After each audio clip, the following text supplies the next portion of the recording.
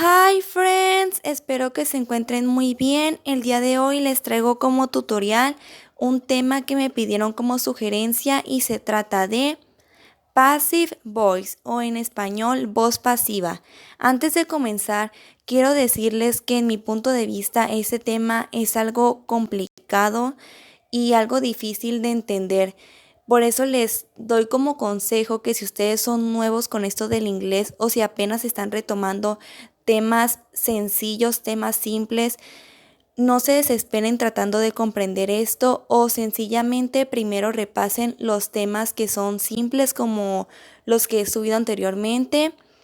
Y también les doy el consejo de que si ustedes van a retomar este tema, vean en mi cuenta de Instagram la tabla de verbos que subí en lo que es presente simple, pasado simple y pasado participio, ya que es algo que se va a requerir en este tema. Ahora sí, comencemos.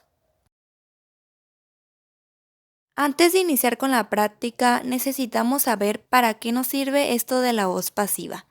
En primer lugar, para mostrar interés por la persona o cosa que es objeto de una acción. Es decir, la persona o cosa más importante pasa a ser sujeto de la oración. Y en ocasiones se utiliza porque desconocemos quién realizó dicha acción. Iniciaremos con las oraciones afirmativas, pero antes necesitamos saber la diferencia de voz activa y voz pasiva.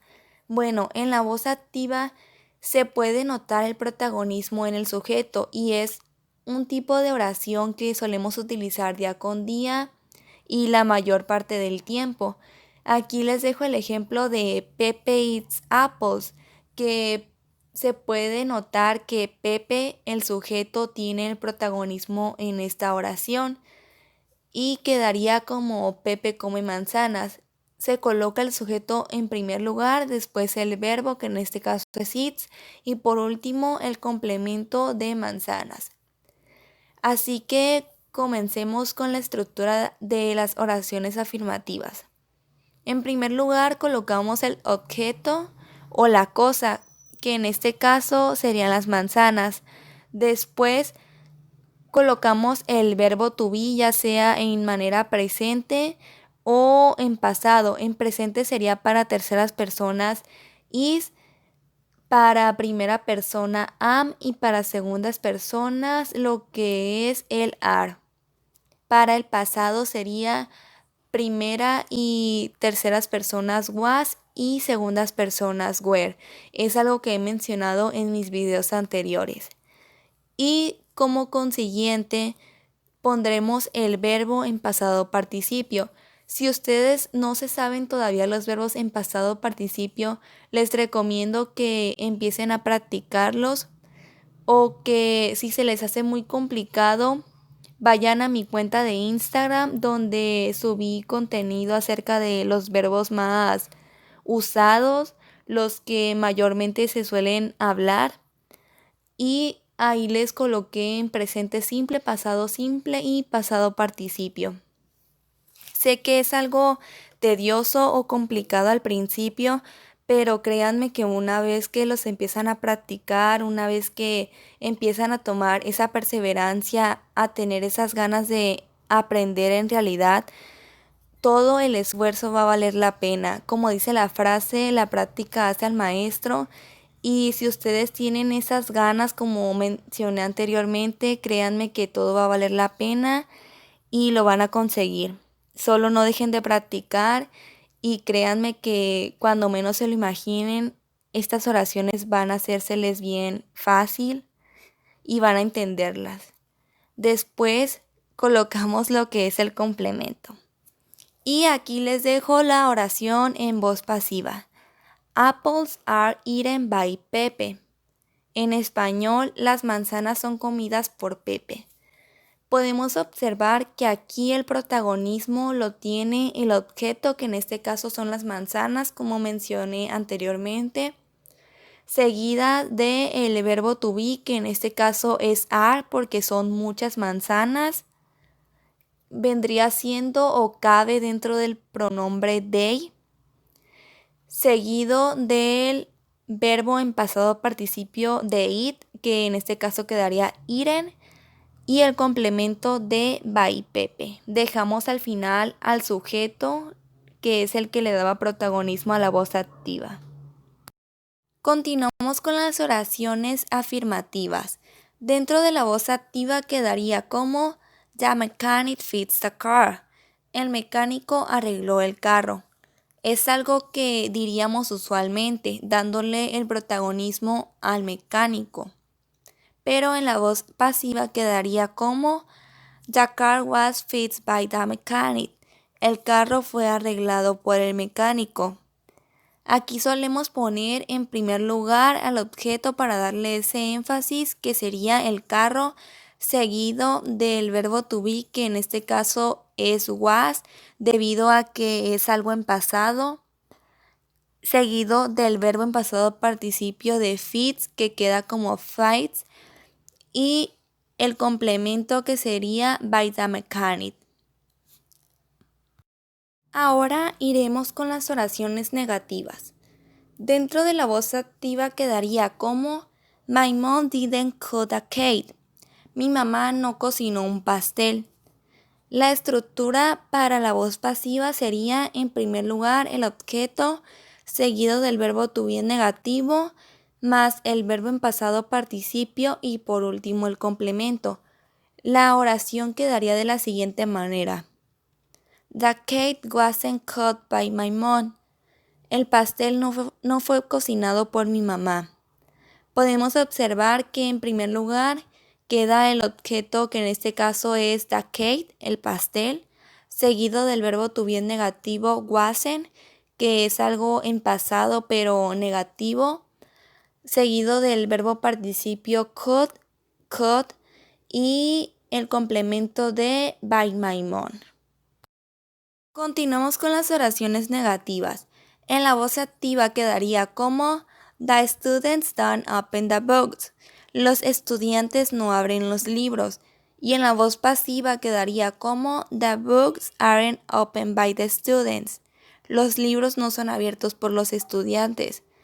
Aquí quedarían el objeto, que en este caso son los libros, en primer lugar, seguido del verbo to be en negativo, que en este caso es aren't. Y por último quedaría lo que es el verbo en pasado participio de open, seguido de el complemento. Ahora veremos lo que son las oraciones interrogativas. En la voz activa quedaría como Did Jim write a letter? Jim escribió una carta. Y se componen de la siguiente manera para la voz pasiva. El verbo to be al inicio de la oración, seguido del objeto, para después poner el verbo en pasado participio, el complemento y por último lo que sería la interrogativa. Hay que recordar que las interrogativas en el inglés solo se colocan una vez y hasta el final, a modo de cierre. Esta oración en voz pasiva quedaría como Was the letter written by Jim? La carta fue escrita por Jim. Esto se puede observar de la siguiente manera. Colocamos el verbo to be al inicio de la oración, que en este caso es was, seguido por el objeto, que sería the letter, la carta, y el verbo en pasado participio de escribir, que en presente simple sería greet y en pasado participio queda como written. Y el complemento by Jim y la interrogante.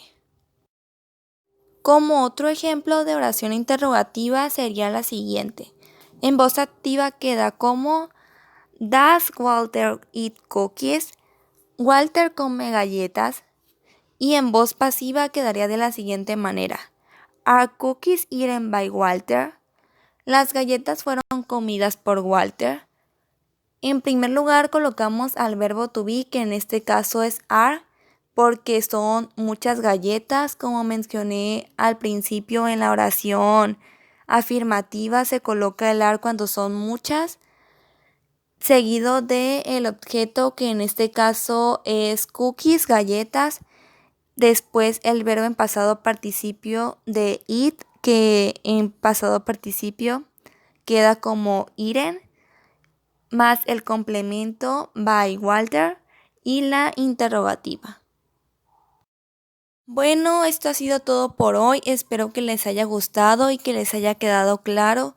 Como mencioné al principio del video, es un tema complicado, difícil de entender, así que no se desesperen, ustedes sigan practicando, en especial con los verbos. Traten de estarlos practicando día con día para que al final se lo sepan y no estén batallando con los tiempos. Esto es algo que les va a ahorrar mucho tiempo. Un consejo que yo puedo darles es que al momento de estar practicando los verbos, los anoten lo que significa en español, seguido de las tres formas, del presente, del pasado simple y del pasado participio. Yo los escribía 10 veces cada verbo, me pasaba al siguiente verbo y hacía lo mismo. Eso hacía de 10 verbos por día hasta que se me quedaban. No es cuestión de aprendérselo, sino más de practicar, seguir practicando día con día. Les recomiendo que vean videos en inglés o que si se saben alguna película o caricatura, todo el diálogo completo, la vean en inglés sin subtítulos. Es algo que les va a ayudar mucho, les va a hacer crecer mucho en lo que es el vocabulario, en los tiempos y pues eso es todo. Espero que la pasen muy bien, que estén teniendo su sana distancia y si tienen alguna sugerencia les recomiendo ponerlo en la cajita de comentarios, al igual que pondré el link de la tabla de verbos en mi descripción y mi cuenta de Instagram por si quieren seguir viendo más vocabulario y reglas gramaticales. Bye.